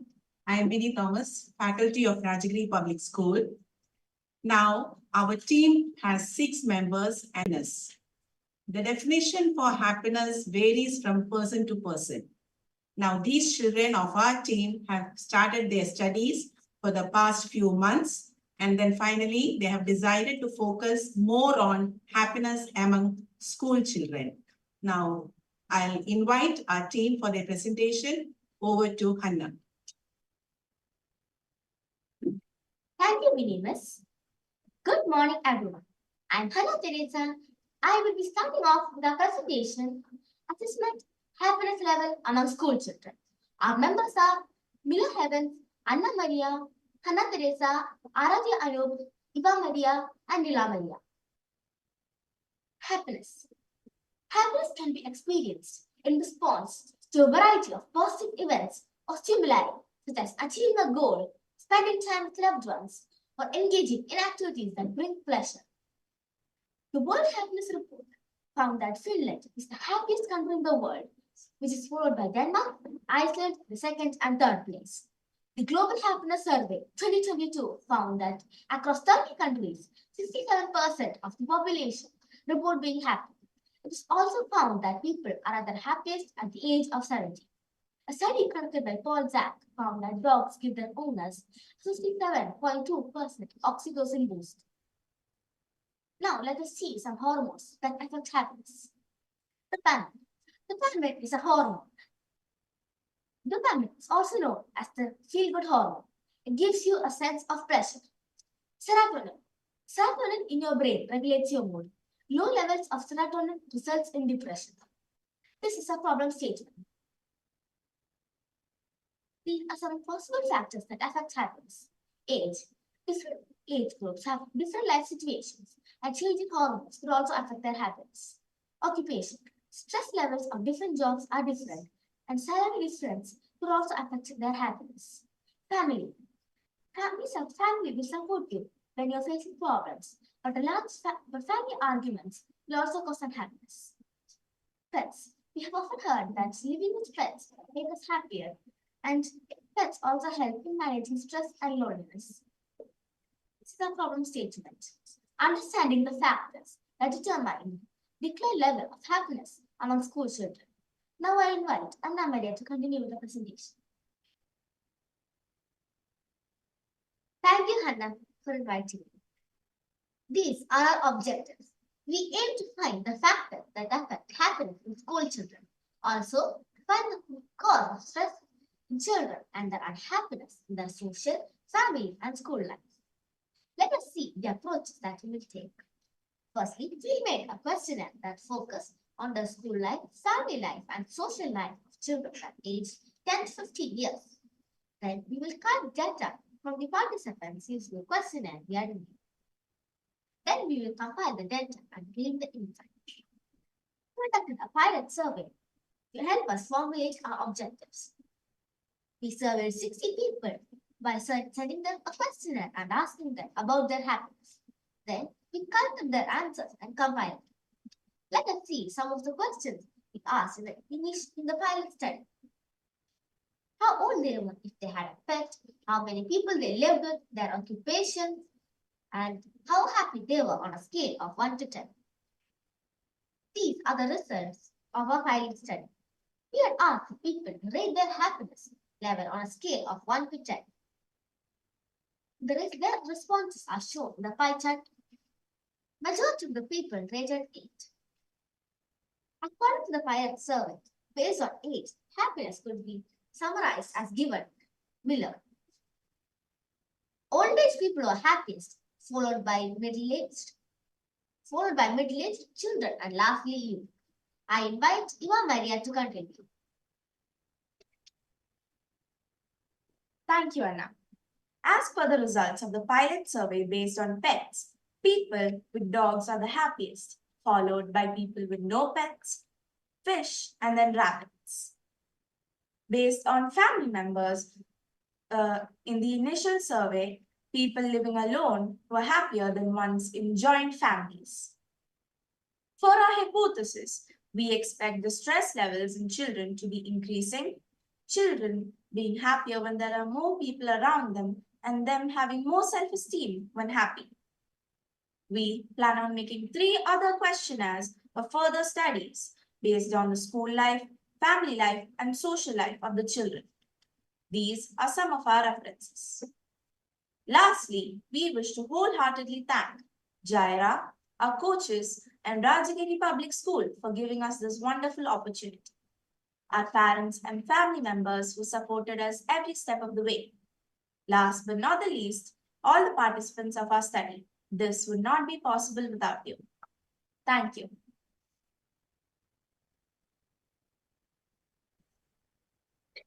Now the floor is open for a question answer session for team 2. I think let's begin with Dr. Vipin. You can go ahead first. Sure. Nice presentation. Very well organized study. You have prepared your study to very appropriate steps, and you have started with a pilot study. Very well organized. I must say that. And it's a very important topic: happiness, mental health, and everything. So, quickly a question: why did you thought of going for a survey to 60 people of different age than going for a survey in your own school to your own classmates? What was the motivation there? We first decided to start with a broader age group, and then we noticed that the children were not the happiest. So we decided to choose them as for our further study. Okay, good. That's good. And do you, one more follow-up question there, like the scale of 1 to 10, do you have any reference for that? Probably, or if you don't have, like you can probably check. There may be standardized scales of these happiness levels that you can follow. When we went through most of our studies before doing the initial survey, we saw that in most of the surveys, people have used a scale of 1 to 10. So we also decided to do like that. Thank you for the question. Good. Yeah, if you don't have further question, there is a question in the Zoom chat. You mentioned Finland stands first in the happiness. What do you think is the possible reason? Thank you for the question. We have not exactly looked that much further. We are still at the basic concept level. but we will look into the question and our further studies. Yes, that is a wonderful suggestion. Do you know if people from Finland are more happy, then we need to identify that reason and try to patch up with our findings and our research that will always help to improve our studies. And there is a question in the WhatsApp group. I think there is only one question. Yeah, what they are asking, this is from Team GYRA students. What they are asking is, what is the main reason where the children are not happy according to your observation? Children mostly have stress levels due to school and schoolwork, and they are not interacting much with their family members and neighbors. So that we think that is the reason that children are not that happy. Thank you for the question. Okay, there is one more question from the Zoom attendees. Have you defined any indicators necessary to define the word happiness? Or if I ask you in a simpler way, how do you explain or define happiness? Happiness is a emotion related to positive events or happenings. Okay, that's good. So happiness, everybody will be having their own definition for their happiness, right? Every person has their own definition of happiness individually. Yes. Great. I think we can wind up with this last question.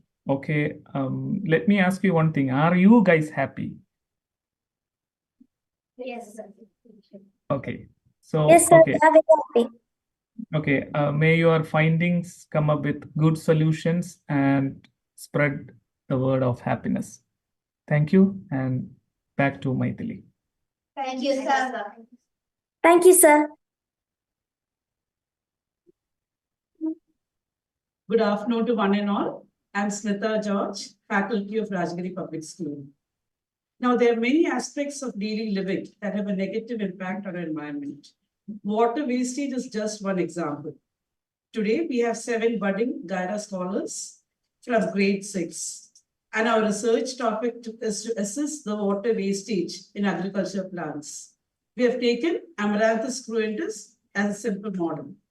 Over to Jeron for the presentation.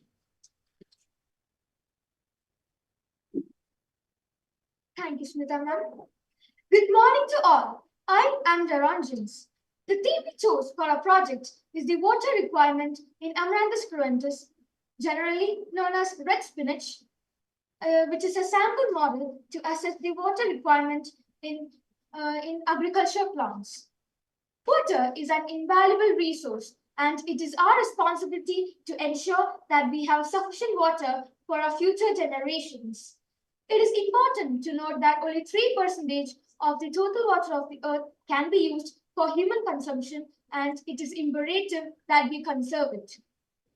Shockingly, 1.1 billion people across the globe lack the access of clean drinking water. About 95% of the water that enters people's homes ends up going down the drains. On the average, outdoor water usage makes up over 30% of the total household water consumption.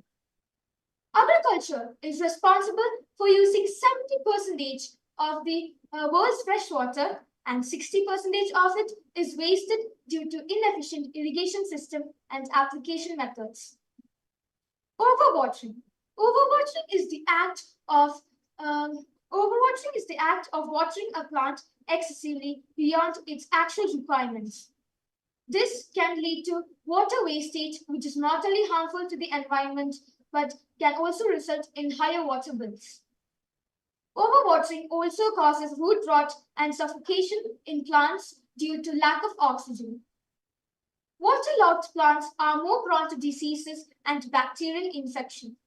Therefore, it is important to water plants only as much as they require for their health and longevity. Because of the reasons given above, water wastage must be controlled.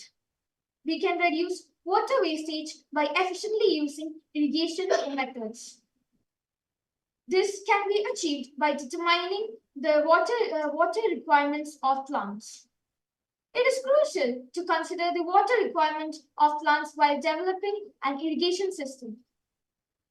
Plant water requirement refers to the amount of water that needs to be replenished after water loss due to evaporation and transpiration.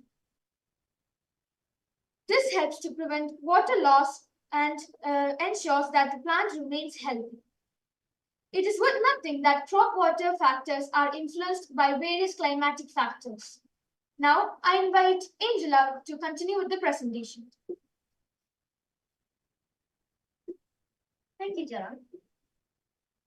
Some factors that impact plant water requirement are evaporation, transpiration, and these two processes combine to form the process of evapotranspiration. Plant type refers to knowing what kinds of plants will do well in a specific climate. Different plants are created to survive in specific climates. Microclimates are made up of environmental conditions such as full sun and full shade. Plant density refers to how many plants populate a landscape. Sparsely planted landscapes have less leaf structure than mature, densely planted landscapes, resulting in less water usage. Evapotranspiration is the amount of water escaping into the atmosphere by water loss from the combined processes of evaporation and transpiration. Amaranthus cruentus, or more generally known as red spinach, is highly nutritious as it is rich in proteins, vitamins, and minerals, and it has a high fiber content. It has a short growing period of 4 to 6 weeks, which enhances crop yield. It is also quite known for its adaptability to diverse environmental conditions. Now, I invite Joseph to continue the presentation.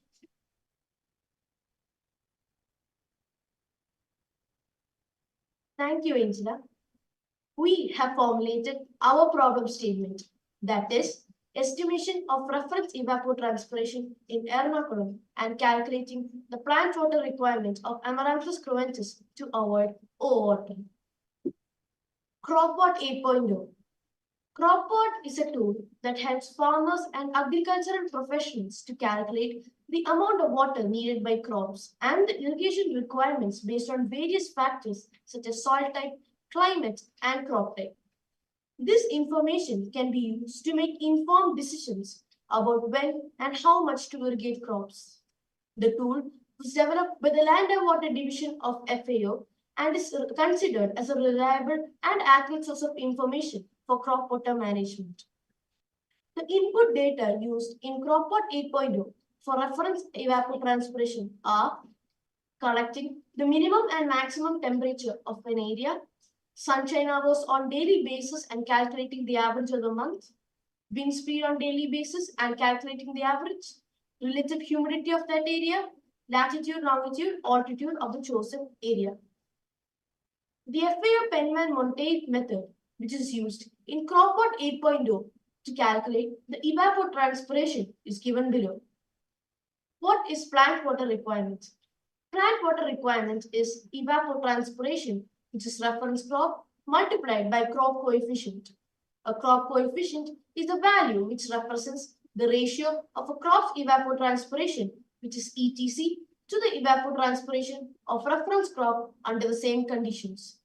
Therefore, we can say that the crop's evapotranspiration, which is ETC, can be found out by multiplying the crop coefficient with the reference evapotranspiration.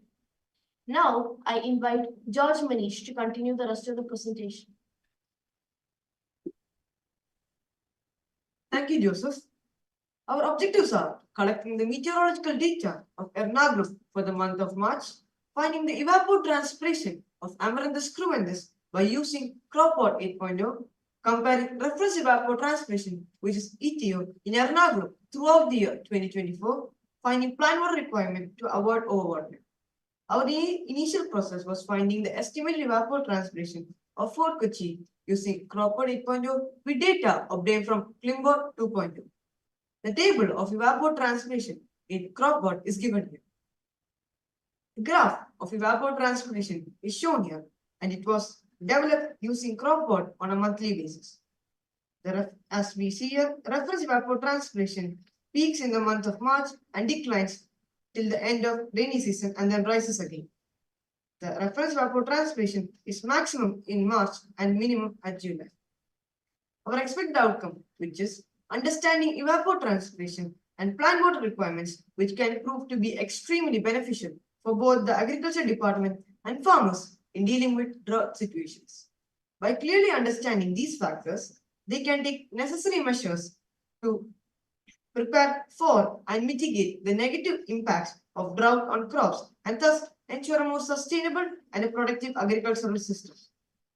It will help in retaining soil moisture and preserve plant health by reducing water evaporation and preventing soil erosion. This leads to healthier and more resilient plants that can better withstand harsh weather conditions. It can also help in the efficient utilization of water resources and prevent water wastage. Here are some of the references we use for our project. As acknowledgements, we would like to express our gratitude to Team GYRA for their guidance and valuable advice, our GYRA coaches and teachers for their encouragement and support, and RAJAGIRI Public School for giving us this wonderful opportunity. Thank you.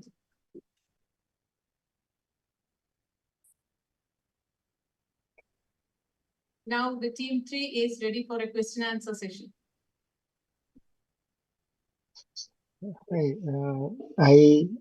Probably I'll start with a question.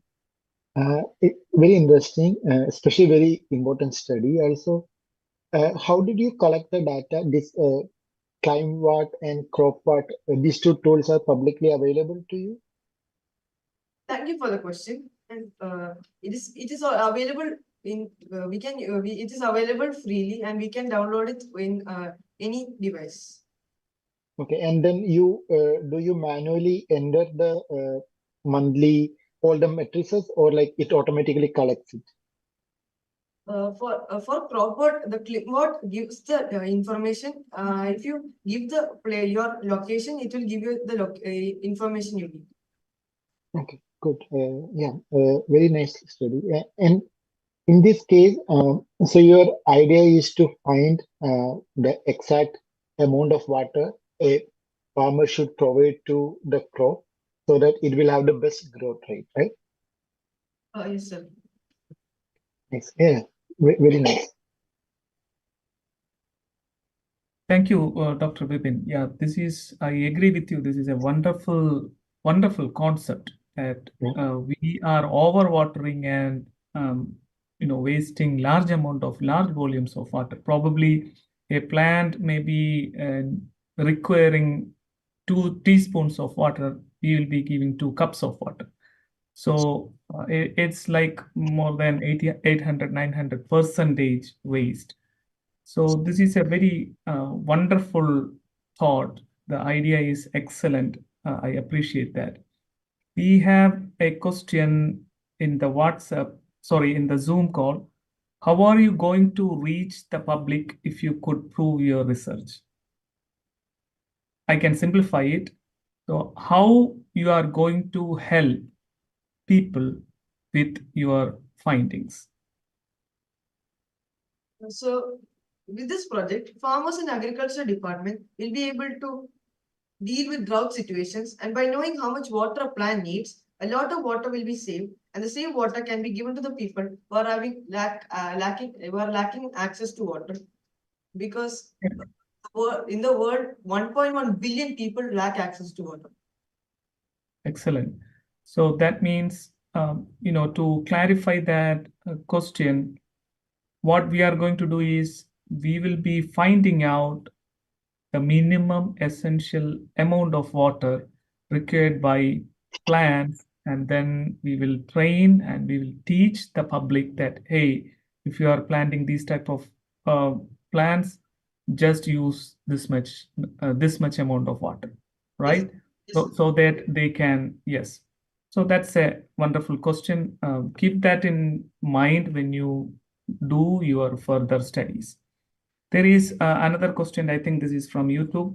Water requirements for various plants are different. What about mixing crops that have wide differences in water requirements?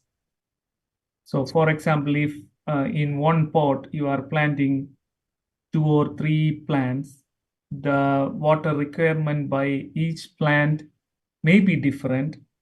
How your system or how your finding is going to help with that?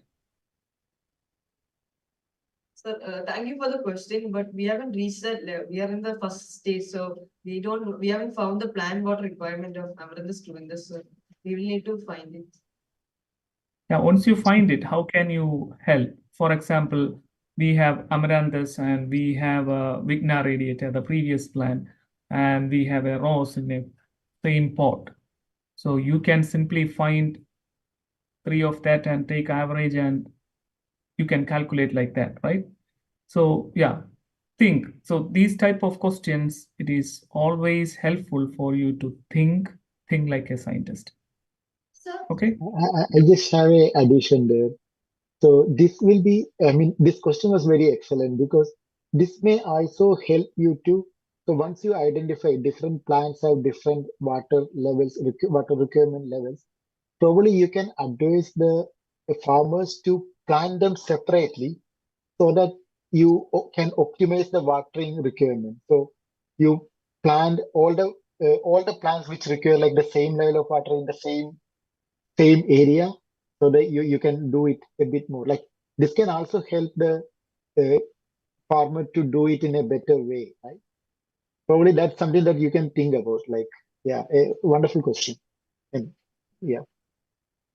sir, for this question, we can actually the drip irrigation can be used, which can be also automized.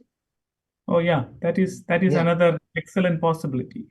You can design a device which can automatically give this much amount of water by sensing the plant. That is excellent, wonderful. All the best. All the best. Thank you, sir. I don't see any questions anymore. I think we can wind up with this. Back to chair. Thank you. All the best, kids. Thank you.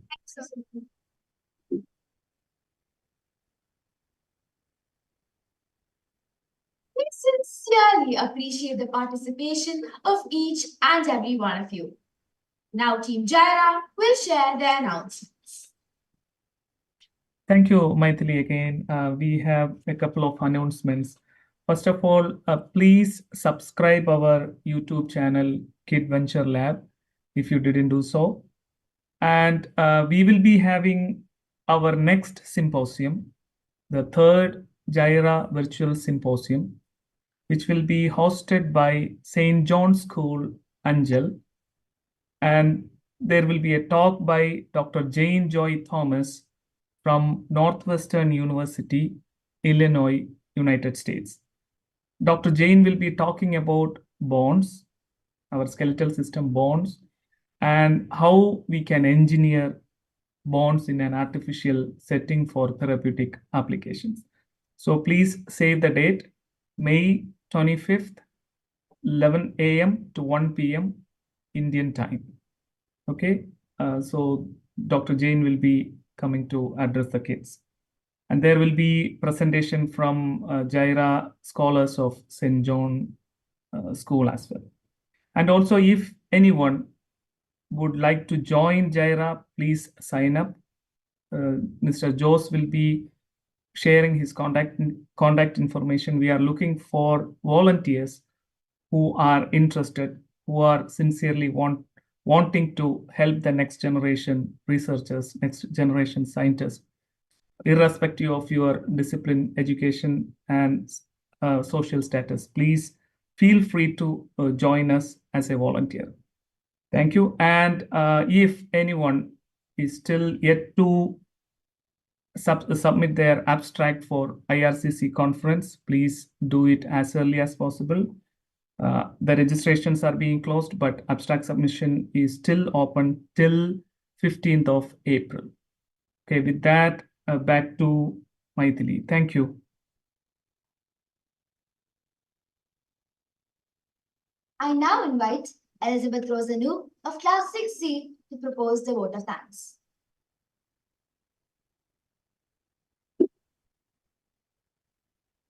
The best kind of prayer is appreciation because it recognizes the goodness that exists everywhere. Our grateful thoughts shine. As our meeting draws to an end, I would like to sincerely thank our distinguished chief guest, Dr. Vipindev Adat Vasudevan, for taking time out of his hectic schedule to grace this event. We had the chance to hear your opinions today, and that will undoubtedly inspire us going forward. Regards, sir. A particular thank you to our chair, Mrs. Anita Premnand, whose insightful words and advice have illuminated an encouraging route to success and achievement. Thank you, ma'am. My heartfelt thanks to our esteemed GYRA scientists, notably Dr. Finos Sankam, whose inspiring words and ideas have inspired countless pupils. Thank you, sir. I would also like to thank Joe, sir, the coordinator of GYRA, and Mr. Shine, the technical expert who helped with the live streaming. Thank you, sirs. Furthermore, I want to express my heartfelt appreciation to our director, Father Paulo Siamai, for his unwavering support and guidance. Thank you, Father. I would also like to thank our esteemed principal, Ms. Ruby Anthony, whose commitment to our school's achievement has been genuinely admirable. Thank you, ma'am, for being present at this time. My heartfelt gratitude to all the esteemed teachers of our school who have always been supportive of our initiatives and have encouraged us to strive for excellence. Notably, the mentors of the GYRA team, Ms. Priya Rajesh, Ms. Binny Thomas, and Ms. Smita George. In addition to Ms. Sona Anthony and Ms. Ashmi Nayantara, who trained the children, assisted and supported during the making of this program, Ms. Twinkle Lawrence and Ms. Swanjari have been immensely helpful with the technical support. I would also like to extend my heartfelt appreciation to all the members and scholars of GYRA, whose collective efforts has contributed to the advancement and learning in our community. Thank you, dear friends. Finally, I would like to convey my gratitude to everyone present here for taking the time to join us today and for making this event a huge success. Thank you to every one of you. Thank you, Elizabeth. Now we have come to the end of this meeting. Thank you for joining us. Have a great day.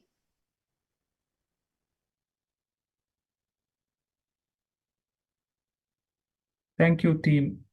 Streaming can be stopped now.